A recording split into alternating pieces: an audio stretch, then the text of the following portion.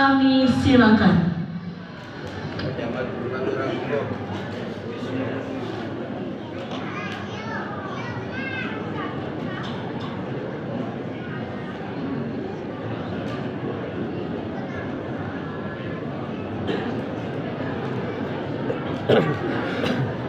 Assalamualaikum warahmatullahi wabarakatuh.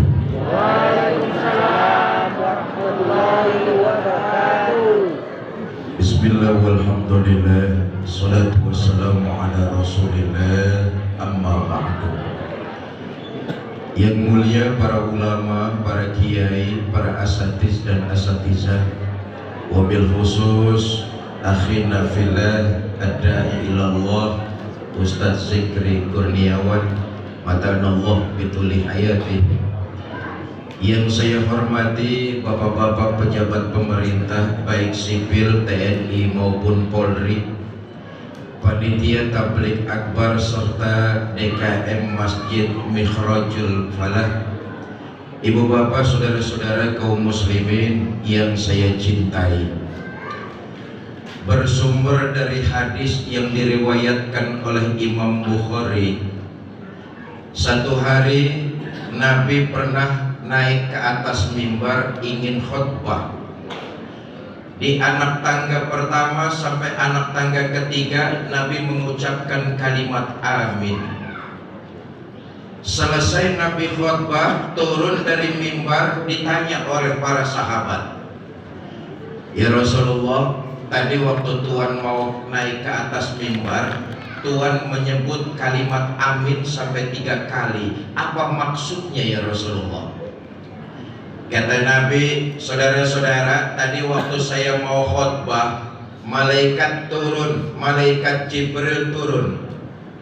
Kata malaikat Jibril, Muhammad, saya pengen doa 3 permohonan kepada Allah. Kamu aminkan doa saya.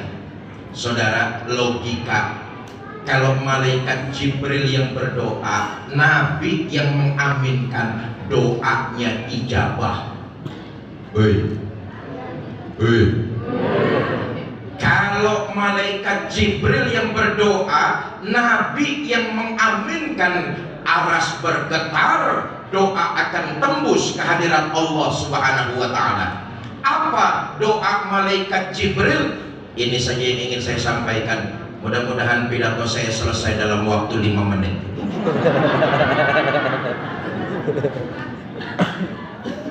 Pertama, doa malaikat Jibril, Saqiya abdun aradakar Ramadan, celakalah orang yang bertemu, berjumpa dan melalui bulan Ramadan, fa'ansalaha minhu walam yaghfirlah, tapi dia tidak mendapat ampunan dari kesalahan dan dosa yang pernah dia kerjakan. Nabi ngucapin amin. Malaikat Jibril berdoa, celakalah manusia berjumpa melalui bulan Ramadan, tapi dia tidak mendapat pengampunan dari Allah Subhanahu wa ta'ala. Nabi ngucap amin. Inilah Ramadan, apa yang tadi dikatakan oleh Ustadz Zikri, tempat kita menembak amal ibadah, dulangan pahala. Bukan cuma itu, bulan Ramadan tempat kita menghapus, menggempur salah dan dosa supaya dimaafkan oleh Allah Subhanahu. Begini, Bu, di antara kita yang hadir malam ini, siapa sih yang gak pernah berbuat salah? Ibu bapak yang datang ke Mikhrajul Falah malam ini, ada gak yang gak pernah punya dosa? Yang hadir malam ini, ada yang gak pernah bikin dosa? Semua kita berlumuran salah dan dosa. Betul apa tidak? Kelihatan dari wajah-wajahnya. Saya Fikri Zainuddin MZ, salah dan dosa saya lebih banyak dari ibu dan bapak. Kita ini manusia, makhluk berlumuran salah dan dosa. Jangan sok suci. Jangan ngerasa benar sendiri. Apalagi sampai ngata-ngatain orang, merasa diri paling benar, orang lain salah semua. Terusin aja sendiri lah. Justru di bulan Ramadan keutamaannya di antara lain kita menggapai keridhaan Allah dengan harapan salah dan dosa kita di bulan ini diampuni oleh Allah Subhanahu. Nih, bukan cuma itu, malam ini yang hadir di Masjid Mikhrajul Falah niatnya mencari keridhaan Allah ini dicatat sebagai sebuah pahala, dilipat gandakan di sisi Allah Subhanahu wa taala. Asal niatnya mencari ridho Allah, pahalanya dilipat gandakan di bulan Ramadan. Bu, saya tanya nih, ibu hadir di masjid nih niatnya karena mencari ridho Allah apa cuma karena mau lihat Fikri Haika? Dua-duanya.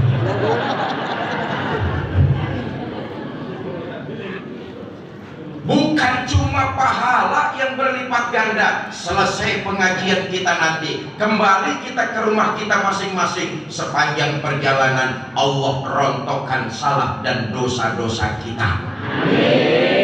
Inilah bulan di mana kita gapai keridhaan Allah, mohon pengampunan dari salah dan dosa yang kita lakukan.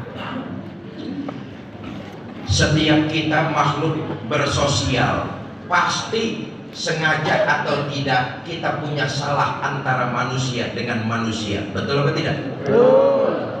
Berapa banyak seorang suami yang disengaja atau tidak sering melukai perasaan istrinya. Sebaliknya, berapa banyak juga di antara kaum istri yang tanpa disengaja melukai perasaan suaminya. Lempengan ini belaga budak ibu-ibu. Biasalah kita, biasalah kita makhluk bersosial, bergaul, berkomunikasi dalam kehidupan yang tak sengaja banyak kita menyebabkan hati orang lain terluka. Betul atau tidak? Betul. Saat tadi saya katakan berapa banyak seorang suami walaupun tidak disengaja tapi kata-katanya menyakiti perasaan istrinya. Pak,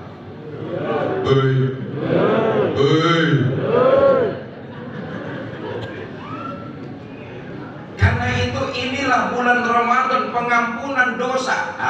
Kalau kita berbuat salah kepada Allah, kita taubat langsung tanpa calo, pasti insya Allah taubat kita diterima. Ini bulan Ramadan ini. Tapi kalau kita punya salah dengan orang lain, Allah baru akan membukakan pintu tobat kalau kita sudah minta maaf kepada yang bersangkutan. Pak,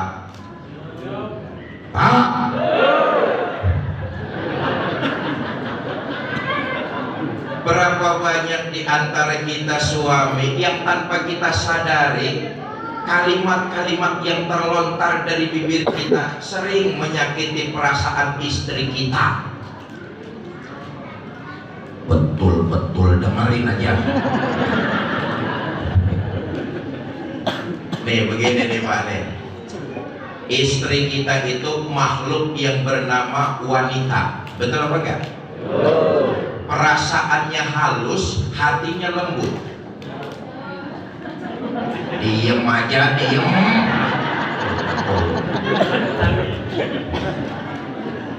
Istri kita itu lebih terasa ditampar pakai ucapan ketimbang pakai tangan. Kalau ditampar dia pakai tangan, mungkin sakitnya 1-2 jam, nangisnya berhenti, sakitnya pun hilang. Tapi kalau ditampar oleh kata-kata yang keluar dari mulut suaminya yang menyakitkan, sampai mati istri akan mengingat kata-kata yang melukai perasaannya.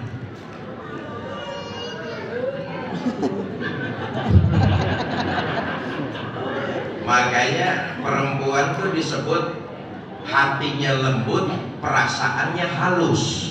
Betul ya Bu ya? Ini yang hadir makhluk halus semua.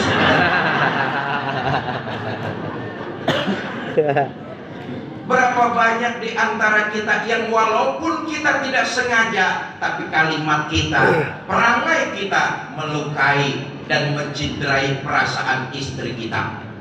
Kalau kita punya salah kepada Allah, taubatlah secara langsung. Tapi kalau kita punya salah kepada pasangan kita, Nabi itu enggak gengsi sebagai seorang suami untuk minta maaf kepada istrinya lebih dulu. Nabi itu enggak gengsi, Pak. Walaupun Nabi enggak salah. Saya ingin menyampaikan satu riwayat begini. Belum. Iya, saya cuma ngeliat jam lupa. Ini pidato sampai jam berapa di sini Pak Lurah? Jam 1.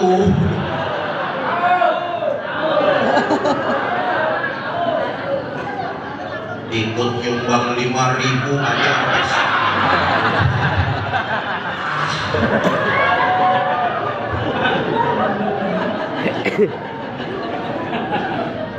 Saya ingin menyampaikan satu riwayat macam ini. Walaupun Nabi nggak salah sebagai seorang suami, tapi Nabi nggak berat lidahnya untuk minta maaf kepada istrinya duluan. Saudara, ketika Nabi pulang ngajar dari masjid terlalu larut, rupanya di masjid banyak orang bertanya, Nabi pulang ke rumah terlalu larut.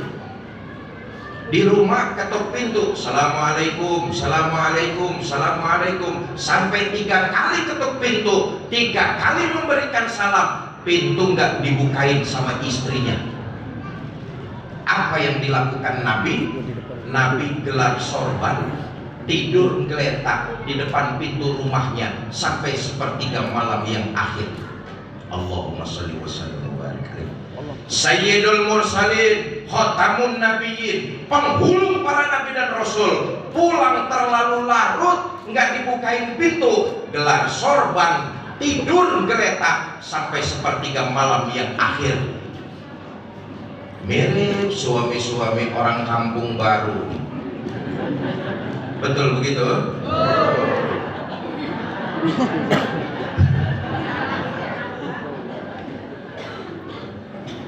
Sepertiga malam yang akhir menjelang subuh, istrinya bangun, buka pintu, dilihat suaminya sedang tidur. Dibangunin oleh Sayyidah Aisyah, "Bang, bangun, tidurnya pindah ke dalam." Nabi ngucap mata, apa yang dilakukan baginda Nabi? "Maafkan saya sayang, semalam saya pulang terlalu larut. Allahumma sholli wa sallim wa barik alaihi." Sudah pulang kerja, badan capek, tengah malam nggak dibukain pintu sama istrinya. Begitu bangun, suaminya duluan yang minta maaf.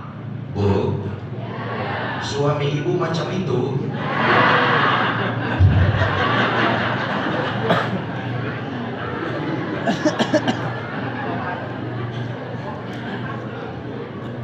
Sudah nggak dibukain pintu sama istrinya, pulang kerja, badan capek, dibangunin, malah suaminya yang minta maaf terlebih dahulu. Kenapa? Menjaga perasaan istri. Pak, pernah nggak kita ini sebagai suami membayangkan jam kerja istri kita itu nyaris 24 jam, Pak? Dari pagi sampai pagi lagi ya, contoh lah, selesai sholat taraweh tadi itu, apa istri kita bisa tidur? Belum bisa. Kenapa? Dia harus membantu mengerjakan tugas PR anaknya. Betul apa tidak, Bu?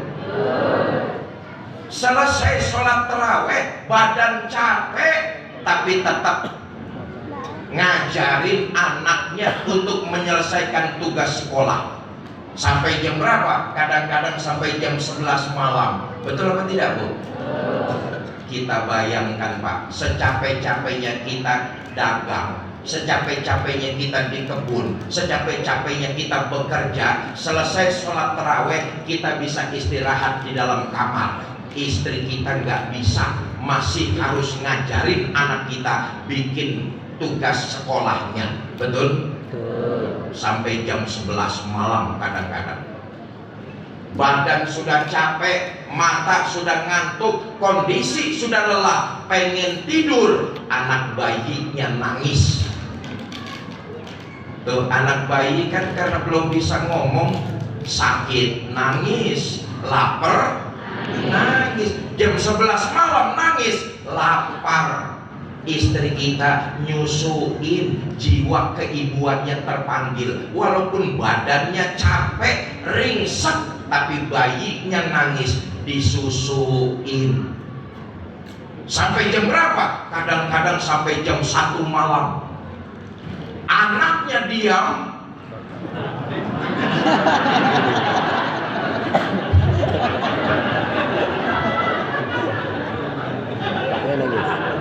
ya kalau ini khatam semua sudahlah.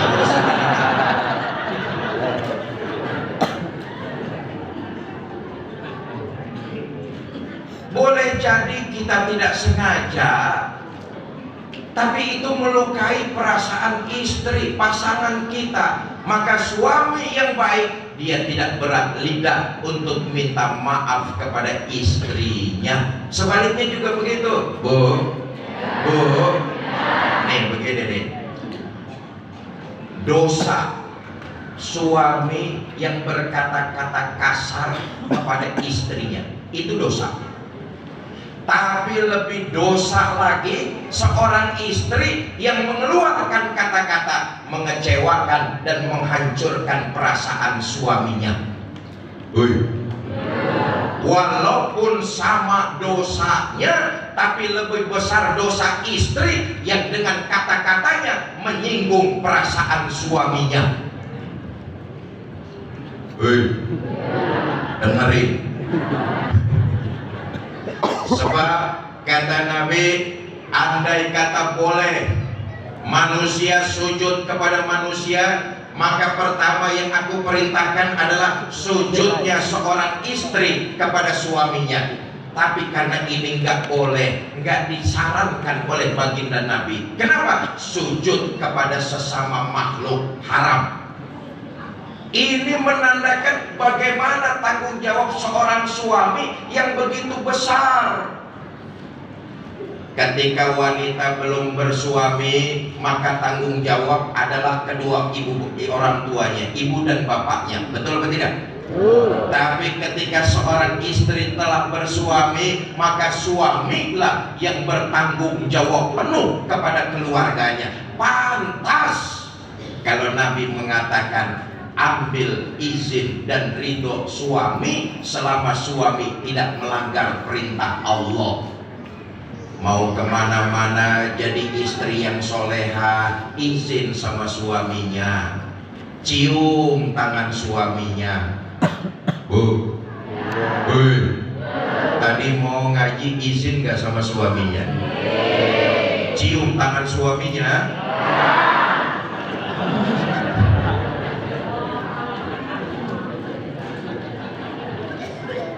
Apa yang tadi disampaikan Ustadz Zikri itu benar nih. Nih, Bu, Ibu satu-satunya makhluk yang sudah dijamin masuk surga oleh baginda Nabi. Oh, aminnya letor. Nih, Ibu ini satu-satunya makhluk yang sudah mendapat jaminan masuk surga. Dijamin masuk surga. Pak, Bapak nggak dijamin. Kasihan deh. Kata Nabi, ayyuma imra'atin matat wa zawjuha an haradin dakhalatil jannah min ayyi babin. Jika seorang istri meninggal dunia, suaminya ridho dengan apa yang pernah dikerjakan oleh istri, maka si istri disuruh masuk surga, milih lewat pintu mana saja. Enak apa enggak? Jelas sudah, selama suami tidak melanggar perintah Allah, taat dan ridho itu kuncinya. Jelas? Jelas? Jelas. Pak, saya tanya nih, kira-kira kalau istrinya meninggal dunia, Bapak ridho apa tidak? Kawin lagi.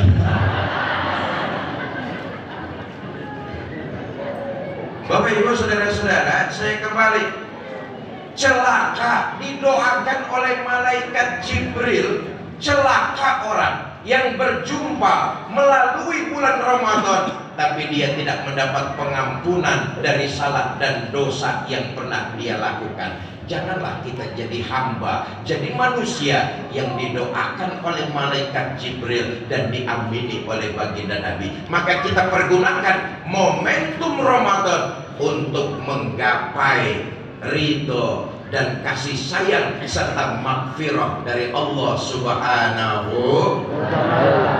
Nih, bulan Ramadan kita gunakan buat introspeksi dengan harapan segala salah dan dosa kita diampuni. Kita melaksanakan pertobatan kepada Allah. Pantas saja kalau Nabi mengajarkan satu doa, Allahumma innaka afuwun karim tuhibbul afwa fa'fu anna. Ya Allah, ampunilah dosa hamba, ampunilah dosa hamba.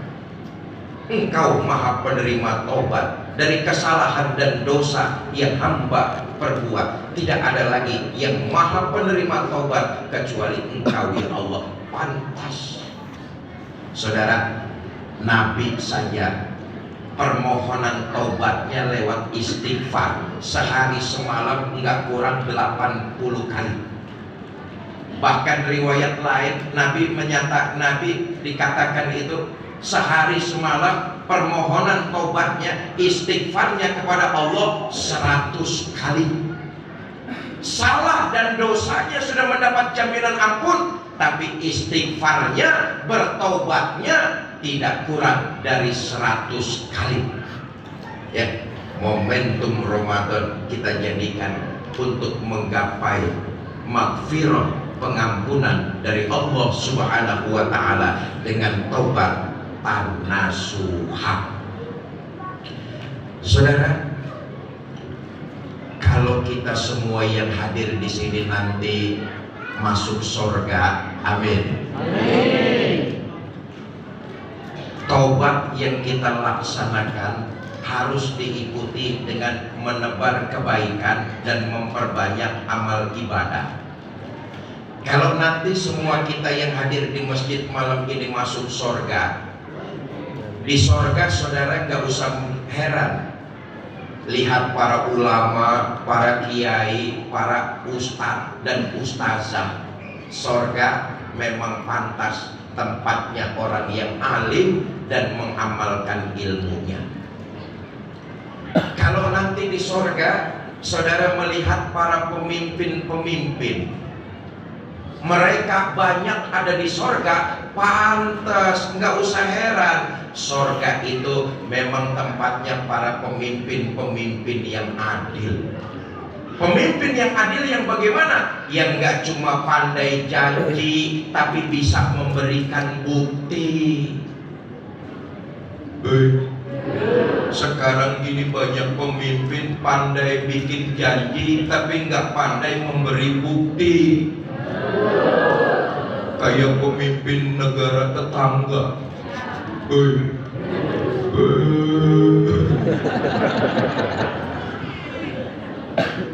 Pantas kalau di surga tempatnya pemimpin-pemimpin yang adil. Saudara nggak usah heran kalau nanti di surga saudara lihat banyak orang kaya, nggak usah heran.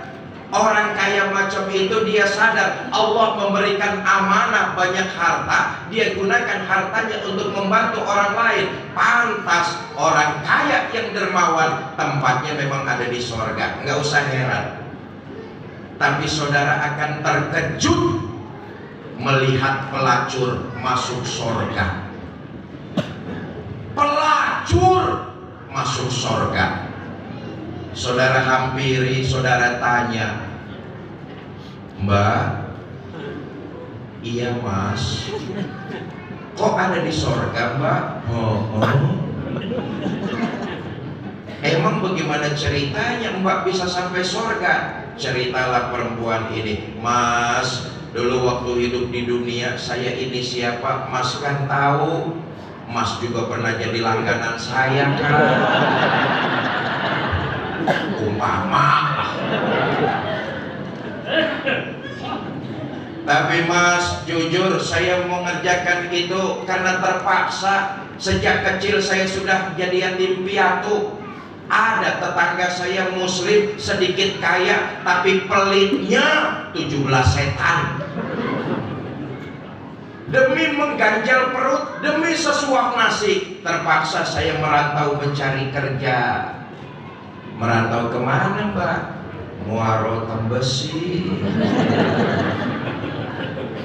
Ngapain di sana? Ada temen Mas nawarin kerjaan, kerjaannya si enteng, uangnya lumayan. Memang kerja apa Mbak? Dagang apem.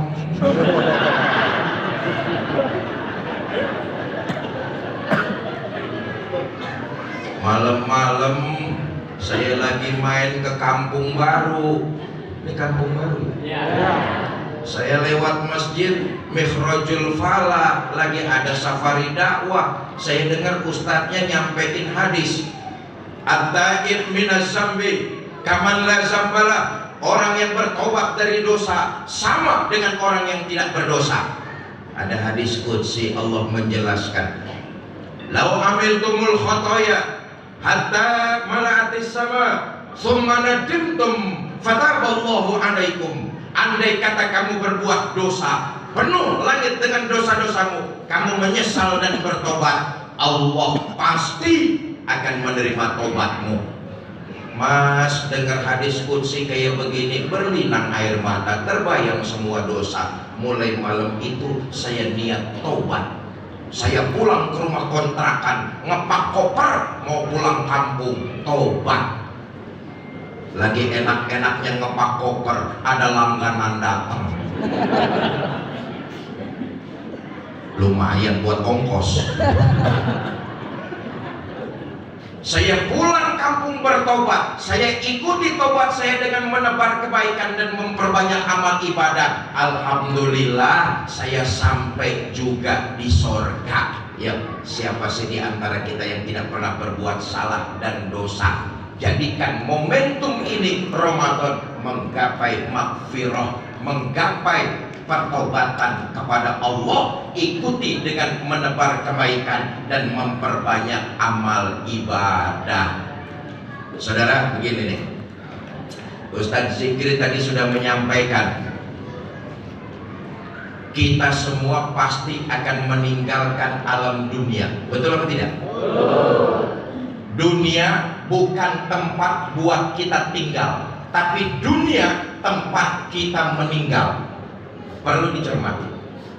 Alam dunia bukan tempat tinggal kita, tapi alam dunia tempatnya kita meninggal. Karena itu orang yang bertobat kepada Allah, kelihatan cirinya dia menebarkan kebaikan dan memperbanyak amal ibadah. Apa sebab? Dia yakin sekali amal kebaikan dan ibadah itulah yang menemani dia perjalanan ke alam berikutnya. Ini semua yang hadir malam ini calon-calon jenazah semua. Betul? Ada orang kampung baru yang hidup terus-terusan, ada apa tidak? Semua kita pasti bakalan mati.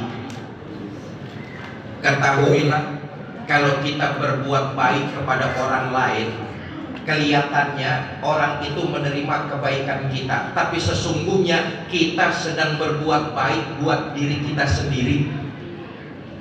Begitupun sebaliknya, kalau kita berbuat jahat kepada orang lain, kelihatannya orang itu menerima perbuatan jahat kita, tapi hakikatnya kita sedang berbuat jahat bagi diri kita sendiri. Contoh gampangnya begini nih, nanti selesai pengajian, umpama Pak Camat memberikan saya amplop 15 juta, umpama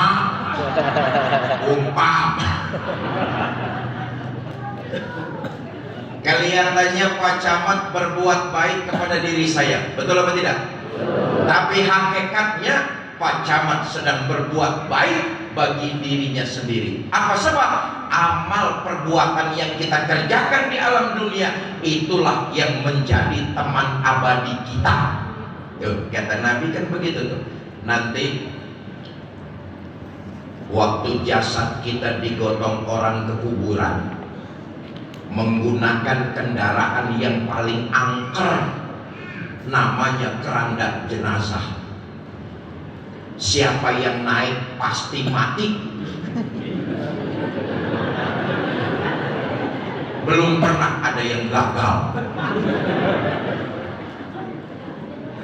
Ketahuilah, kata baginda Nabi, yang nganter cuma 3: ahluhu wa maluhu wa amaluhu. Keluarga, harta, amal perbuatan yang baik dan yang buruk, itu tuh nganterin kita tuh. Tapi sayang yang 2 pulang. Siapa yang 2 pulang ini? Ahluhu wa maluhu, keluarga dan harta pulang. Harta yang kita cari siang malam pagi sore, rumah yang megah, mobil yang mewah, harta yang berlimpah, semua akan kita tinggalkan, dan itu cuma jadi rebutan ahli waris kita saja. Betul apa tidak? Ustaz Zikir tadi sudah mengingatkan, yang kita makan busuk, yang kita pakai lapuk, hanya yang kita pergunakan di jalan Allah sajalah itu yang menemani jadi bekal kita nanti. Harta pulang tinggal di rumah jadi berebutan ahli waris kita saja. Pasangan hidup kita nggak akan mau dia nemani kita. Pak, kalau bapak-bapak nanti mati duluan, jangan mengharap istri mau nemani masuk ke dalam. Cintanya manis di bibir tapi tak sesuai dengan fakta. Jasad kita dimasukkan orang ke liang lahat, paling istri cuma berdiri di tepian berlinang air mata sambil berkata, "Mas, sampai sini saja saya mengantar. Mudah-mudahan Mas betah di dalam. Nggak usah naik-naik lagi, Mas."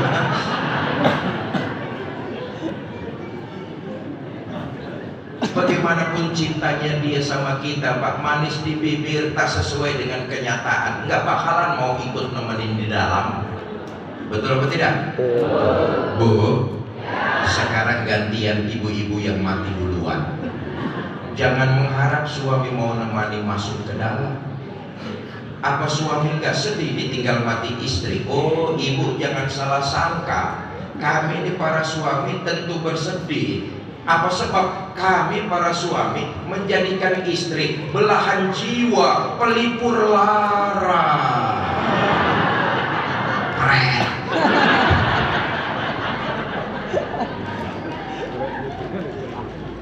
Apa suami nggak nangis ditinggal mati istri? Ibu jangan salah sangka lah, kami ini para suami tentulah bersedih, bercucuran air mata. Mata yang kanan, mata yang kiri melotot nyari mana pula gantinya. Nyatalah yang menemani kita tidak lain amal kebaikan dan ibadah yang kita lakukan. Saudara, dalam menebarkan kebaikan jangan pernah pilih kasih dan pandang bulu. Maaf, kita ini seringnya kalau mau berbuat baik pilih-pilih. Betul apa tidak? Ngapain saya bantu kamu? Kamu bukan keluarga saya. Ngapain saya tolongin kamu? Kamu bukan satu kampung sama saya. Umumnya kita kalau mau berbuat baik pilih kasih pandang bulu. Padahal kita sadar bahwa amal kebaikan dan ibadah itulah yang menemani perjalanan kita abadi. Sebab itu mulai malam ini jangan pernah pilih kasih, jangan pernah pandang bulu, menebarkan kebaikan dan memperbanyak amal ibadah. Saya tanya, Saudara, karena kita yakin dan kita tahu sudah bahwa amal ibadah itulah yang menemani kita, kebaikan itulah yang menemani kita. Saya tanya malam ini, Bapak Ibu mau memperbanyak amal kebaikan? Yang jawab 50 orang. Ini yang hadir 100 orang ada ini. 200 orang ada. Ya. 300 orang. 1000 lah sama yang goib. Saya tanya sekali lagi, saudara-saudara mau memperbanyak amal kebaikan? Mau memperbanyak ibadah? Nah, malam ini saya tes kita semua. Ayo sama-sama kita mulai dengan sedekah. Ibu bapak mau bersedekah? Bawa uang? Berapa? 2.000. 5.000 lagi.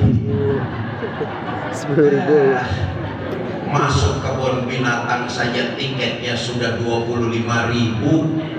Itu lihat monyet. Masa lihat saya cuma 5.000, mahalan monyet ketimbang saya. Tapi kan yang terpenting itu sedekah ikhlasnya. Betul atau tidak? Soal besarnya mah nomor 1. Buat apa sedekah kecil kalau nggak ikhlas?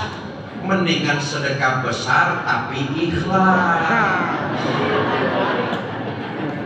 Bu, nah ini khusus buat ibu nih. Mulai malam ini dan seterusnya jangan dibiasakan kalau ke masjid, kalau ke majelis taklim nggak bawa uang. Mau ke kota Jambi saja kita bawa uang 1 juta, khawatir takut kurang. Betul atau tidak? Semua kita sadar kita mau ke negeri abadi akhirat, nggak bawa uang nekat. Ustadz malam ini saya terlanjur nggak bawa uang, bagaimana Ustadz? Ya sudah, ibu yang terlanjur nggak bawa uang, nanti petugas kotak amal sampai depan ibu pinjam dulu sama tetangga sebelahnya. Kalau tetangga sebelahnya juga sama-sama nggak bawa uang, ya udah, ibu pura-pura saja masukin tangan ibu ke dalam kotak amal. Tapi jangan ngambil yang di dalam. Tak nyumbang ngambil pula. Teman-teman sudah siap? Dimulai dari saya dulu. Saya bawa uang apa enggak ini? Minta tolong panitia dibantu pembacaan sholawat, kita bersedekah sama-sama. Allahumma sholli wa sallim wa barik alaih. Salatullah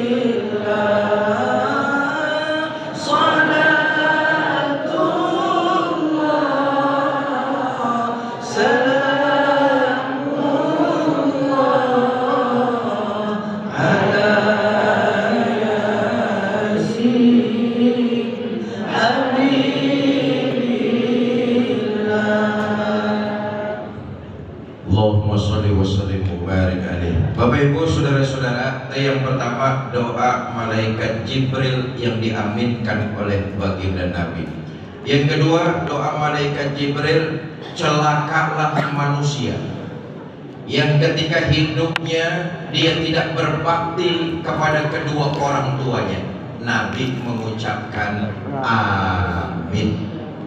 Saudara, semua kita anak dari ibu dan bapak kita, betul atau tidak? Betul.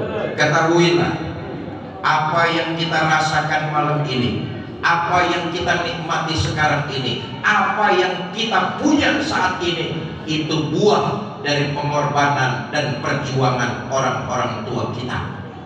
Kalau mereka masih ada, teruslah berbakti kepada keduanya. Tapi kalau mereka sudah tiada atau salah satunya sudah mendahului kita, masih ada cara berbakti kita sebagai seorang anak, yaitu mengirimkan doa pahala, khususnya pahala sedekah. Kata baginda Nabi, orang-orang tua kita, keluarga kita, famili handai tolan kita yang sekarang sedang berkalang di dalam tanah, mereka itu laksana seperti orang yang sedang tenggelam, memerlukan pertolongan. Apa pertolongannya? Kiriman doa dan pahala sedekah. Dari siapa? Dari keluarganya yang masih hidup di alam dunia. Keluarga kita ini kaum muslimin dan muslimat. Keterlaluan apabila kita seorang anak mengirimkan doa kepada orang tua kita yang sudah meninggal dunia cuma 1 minggu sekali saja. Keterlaluan. Itu pun bukan dia yang memanjatkan doa, tapi ketika khatib naik ke mimbar berdoa, Allahumma gfir lil muslimina wal muslimat. Keterlaluan. Setiap kita anak dari ibu dan bapak kita, yang kita rasakan malam ini, yang kita nikmati sekarang ini, buah dari perjuangan dan pengorbanan orang-orang tua kita. Kalau mereka masih hidup, teruslah berbakti kepada keduanya. Kalau mereka sudah tidak ada, masih ada cara kita berbakti. Kirimkan doa dan pahala, khususnya pahala sedekah. Sampai saudara, aku yakin sampai kepada mereka. Saya ingin menyampaikan satu riwayat disadur dalam kitab As'adur Rafiq, syarah dari kitab Sulamut Taufik. Dahulu ada seorang ibu ditinggal mati anak gadis semata wayangnya. Karena punya anak cuma semata wayang, tiap hari ibu ini kefikiran